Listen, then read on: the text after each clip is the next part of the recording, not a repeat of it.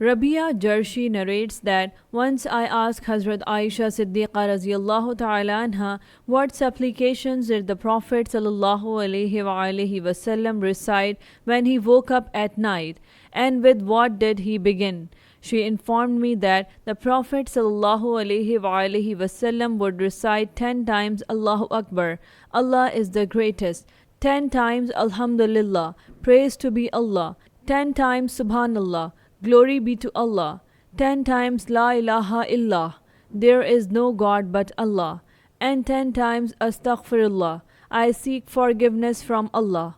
Then he would recite the following prayer: O Allah, forgive me, grant me guidance, and bestow sustenance. O Allah, forgive me, grant me guidance, and bestow sustenance upon me. He would repeat this supplication 10 times, and then he would pray, O Allah, I seek refuge in you from the distress of the day of judgment. Musnad Ahmad, Hadith number 23994.